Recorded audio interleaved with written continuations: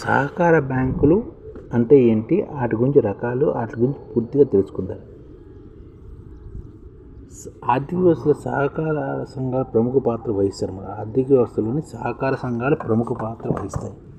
ప్రపంచంలో సహకార ఉద్యమానికి పునాది వేసినవాడు రాబర్ట్ ఓవెన్ కాగా, అభివృద్ధి ప్రాచుర్యం తీసుకొచ్చింది రఫీ జాన్. సహకార వ్యవస్థను భారతదేశానికి పరిచయం చేసిన వ్యక్తి ఫ్రెడరిక్ నిక్సన్ కాగా, అభివృద్ధి ప్రాచుర్యం తీసుకొచ్చింది జవహర్లాల్ నెహ్రూ. సహకార వ్యవస్థ అనేది ఒకరి కోసం అందరూ, అందరి కోసం ఒకరు అనే నినాదంతో కలిసి పనిచేయడం అనే ప్రాతిపదికన ఏర్పడింది సహకార బ్యాంక్ అన్నది అపెక్స్. లార్డ్ కర్జన్ 1901లో ఎడ్వర్డ్ లా కమిటీ నియమించగా, ఇది భారతదేశ సహకార వ్యవస్థ ఏర్పాటు చేయాలని సూచించింది. ఈ లార్డ్ కర్జన్ 1901లో ఎడ్వర్డ్ లా కమిషన్ నియమించారన్నమాట. ఇది సహకార వ్యవస్థను ఏర్పాటు చేయాలని చెప్పింది అన్నమాట. భారతదేశంలోని తొలిసారిగా 1904లో సహకార పరపతి సంఘాల చట్టం రూపొందించగా, 1912లో సవరించి మరింతగా విస్తరింపజేశారు. 1919లో సహకార వ్యవస్థను రాష్ట్రాల జాబితాలోకి చేర్చారు. సహకార వ్యవస్థ పునర్నిర్మాణంపై నియమించిన వైద్యనాథ్ కమిటీ సూచనల మేరకు 2012 97వ రాజ్యాంగ సవరణ చట్టం కూడా రూపొందించారు. సహకార బ్యాంకులపై నియంత్రణ అధికారం ప్రారంభంలో ఆర్బీఐతో పాటు సంబంధిత రాష్ట్ర ప్రభుత్వాలు ఉన్నప్పటికీ, ప్రస్తుతం అంటే 2020 సెప్టెంబర్ నుంచి సంపూర్ణ నియంత్రణ అధికారానికి ఆర్బీఐకి అప్పగించారు. ఇంతకుముందు ఆర్బీఐతో పాటు రాష్ట్ర ప్రభుత్వాలకి నియంత్రణ ఉండేది, కానీ ఇప్పుడు సంపూర్ణ నియంత్రణ ఆర్బీఐకే ఇచ్చారు మన సహకార బ్యాంకులపై నియంత్రణ అధికారం. సహకార బ్యాంకుల నిర్వచనం ఏంటంటే, సహకార సూత్రం ఆధారంగా సేవా దృక్పథంతో సహకార సంఘ సభ్యులు ఆర్థిక విత్త అవసరాలు తీర్చడానికి ఏర్పడిన బ్యాంకులే సహకార బ్యాంకులు అన్నమాట. ఆర్బీఐ చట్టం 1934 రెండవ షెడ్యూల్లో నమోదైన బ్యాంకు కావడం వల్ల దీన్ని షెడ్యూల్ సహకార బ్యాంకులను కూడా అంటారు. సహకార బ్యాంకులు రెండు రకాలు. భారతదేశంలో సహకార బ్యాంకులు రెండు రకాలుగా అన్నమాట. ఒకటి గ్రామీణ సహకార బ్యాంకులు, రెండు పట్టణ సహకార బ్యాంకులు. గ్రామీణ సహకార బ్యాంకులు మంజూరు చేసే రుణాలు కాల పరిమితిని బట్టి స్వల్పకాలిక, మధ్యకాలిక పరపతి సహకార బ్యాంకులని, దీర్ఘకాలిక పరపతి సహకార బ్యాంకులని అని రెండు రకాలుగా వర్గీకరించారన్నమాట. స్వల్పకాలిక, మధ్యకాలిక పరపతి సహకార బ్యాంకులు అంటే 1 సంవత్సరంలోపు కాలపరిమితి కలిగిన రుణాలు మంజూరు చేసే సహకార బ్యాంకులను స్వల్పకాలిక పరపతి సహకార బ్యాంకులు అంటారన్నమాట. సాధారణంగా విత్తనాలు, ఎరువు, క్రిమి సహకార మందుల కొనుగోలుకు, శ్రామికుల వేతనాల చెల్లింపు మొదలైన అవసరాల కోసం రైతులు ఈ రకమైన రుణాలు తీసుకుంటారు.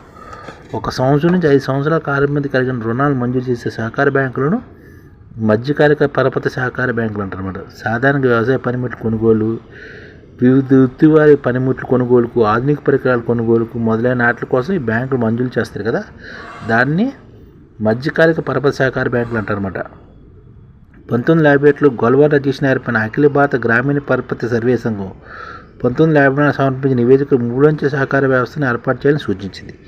ఈ కమిటీ సూచనగా స్వల్ప మధ్యకాలిక సహకార బ్యాంకులు 3 అంచెల వ్యవస్థను ఏర్పాటు చేసే పనిచేస్తున్నారన్నమాట. అవి గ్రామ స్థాయిలో ప్రాథమిక వ్యవసాయ పరపతి సంస్థలు, జిల్లా స్థాయిలో జిల్లా కేంద్ర సహకార బ్యాంకులు, రాష్ట్ర స్థాయిలో రాష్ట్ర సహకార బ్యాంకులుగా పనిచేస్తున్నారన్నమాట.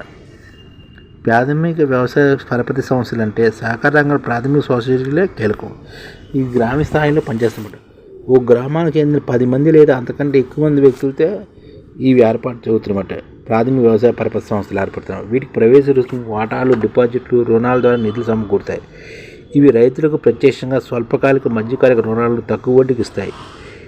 పిఏసిఎస్కు కావాల్సిన నిధులు, ప్రారంభ మూలధనం, ప్రవేశ రుసుము, సభ్యుల డిపాజిట్లు, రుణాలపై మంజూరుపై వడ్డీ, టీసీఎస్ నుంచి వచ్చే నిధులు సమకూర్చడం ఇలాంటివన్నీ చేస్తున్నారు. భారతదేశంలో ప్రస్తుతం 95,000 ప్రాథమిక వ్యవసాయ పరపతి సంస్థలు ఉన్నాయన్నమాట. తెలంగాణలో 798 ప్రాథమిక వ్యవసాయ పరపతి సంస్థలు ఉన్నాయి. వీటిలో 36 లక్షల మంది సభ్యులు ఉన్నారు. ఇవి వ్యవసాయ ఇన్పుట్స్ను అందించడమే కాకుండా వ్యాపార నిర్వహణలో కూడా చురుగ్గా పాల్గొంటున్నాయి. వీటి నుంచి రుణాలు తీసుకున్న రైతు సక్రమంగా తిరిగి చెల్లించకపోవడం వల్ల వీటి ఆర్థిక పరిస్థితి బలహీనపడిందని చెప్తున్నారు. ఈ ఉపాంతరిత సరిపోయినంత పరపతి ఇవ్వడం లేదనమాట. ఇది జిల్లా సహకార కేంద్ర బ్యాంకులు అనమాట. దీన్ని డీసీసీబీలు అంటారు. డీసీబీ జిల్లా స్థాయిలో పనిచేస్తుంది. సాధారణంగా ప్రతి జిల్లాలో ఒక డీసీసీబీ ఉంటుంది.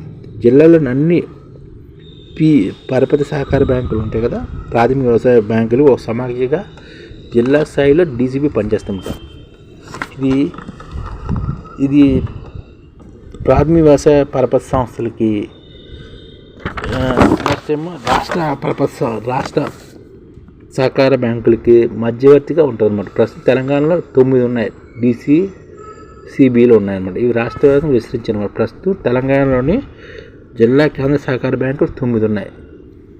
డీసీసీబీ తమకు కావాల్సిన నిధులు ప్రారంభ మూలధనం, సబ్సిడీ డిపాజిట్, ప్రవేశ రుసుము, ఇచ్చిన రుణాలకు వడ్డీ, రుణాలు, గ్రాంట్లు మొదలైన వాటిని సమకూర్చనమాట. రాష్ట్ర సహకార బ్యాంకులు అంటే ఎస్సీబీ రాష్ట్ర స్థాయిలో పనిచేస్తాం. రాష్ట్ర సహకార వ్యవస్థకు శిఖరాగ సంస్థ అనమాట, అత్యుత్తమ బ్యాంక్ అనమాట. అపెక్స్ బ్యాంక్ కూడా అంటారు దీన్ని.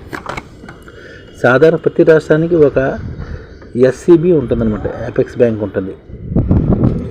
డీసీసీబీ నాబార్డు మధ్యవర్తిగా ఇది ఎస్సీబీలు పనిచేస్తాయి, అంటే రాష్ట్ర సహకార బ్యాంకులు. ఈ ఎస్సీబీలకి పాలక మండలి, ఒక మేనేజింగ్ డైరెక్టర్, నాబార్డు ప్రతినిధి, డీసీసీబీ చైర్మన్లు, రాష్ట్ర ప్రభుత్వ ప్రతినిధులు ఉంటారన్నమాట. ఎస్సీబీ తనకు కావాల్సిన నిధులను ఆర్బీఐ నిధులు, నాబార్డు నిధులు, విదేశీ బ్యాంకు నిధులు, భారత ప్రభుత్వ నిధులు, రాష్ట్ర ప్రభుత్వం అందించే నిధులు మొదలైన వాటి ద్వారా నిధులు సమకూర్చుకుంటుంది. TCSFB Telangana state cooperative apex bank.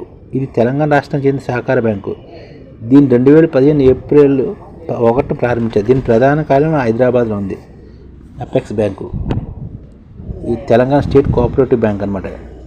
దీని ప్రధాన కార్యాలయం హైదరాబాద్. 5 నుంచి 20 సంవత్సరాల కాల వ్యవధి గల రుణాలు మంజూరు చేసే సహకార బ్యాంకులకు దీర్ఘకాల పరపతి సంఘాలు సహకార బ్యాంకులు అంటారు అన్నమాట. సాధారణంగా భూమి కొనుగోలు, భూమి పునరుద్ధరణ, బావుల తవ్వకము, ఆధునిక వ్యవసాయ పనిముట్లు అంటే ట్రాక్టర్లు, వరి కోత యంత్రాలు మొదలైన వాటి కొనుగోలు కోసం ఈ రకమైన రుణాలు తీసుకుంటారు.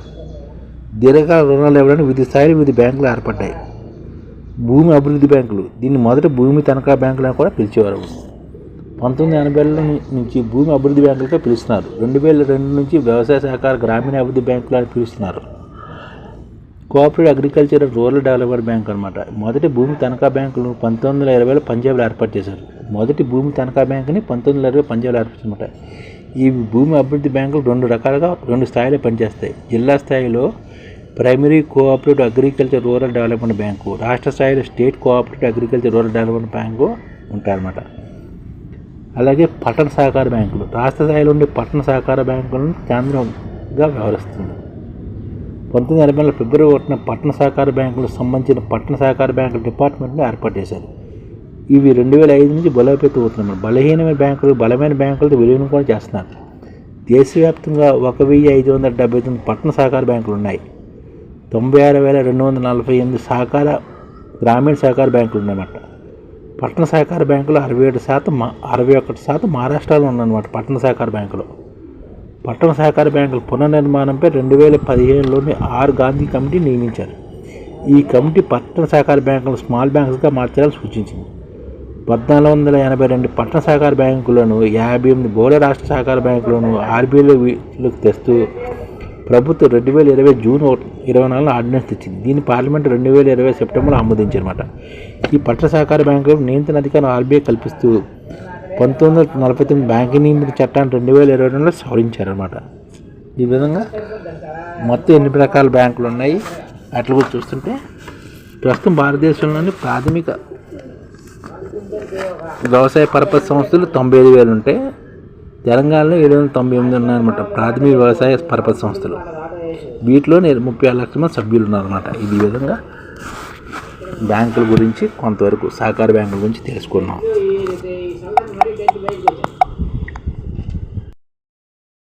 ఈ ఛానల్ ముఖ్య ఉద్దేశం ఏంటంటే మన తెలుగు రాష్ట్రాల్లో 1 కోటి మందికి సంఘటిత రంగాల్లో ఏ విధంగా ఉద్యోగాలు ఇవ్వవచ్చు, కనీస నెల జీతం 30,000 వరకు ఏ విధంగా ఇవ్వవచ్చు, ఏ విధంగా చేస్తే ఉద్యోగాలు సృష్టించబడతాయో వివరిస్తూ ఈ ఛానల్ వీడియోలు వస్తాయి. అలాంటి వీడియోలు మీకు కావాలంటే మన ఐడిఎఫ్ భాస్కర్ ఛానల్ని సబ్స్క్రైబ్ చేసుకోండి. ఐడిఎఫ్ అంటే ఇండియన్ డెవలప్మెంట్ ఫోర్స్. ఈ వీడియోలు చూసిన తర్వాత మీకు నచ్చితే లైక్ చేయండి, మీ ఫ్యామిలీ మెంబర్స్కి షేర్ చేయండి, మరియు మీ ఫ్రెండ్స్కి షేర్ చేయండి. Thank you. నమస్కారం.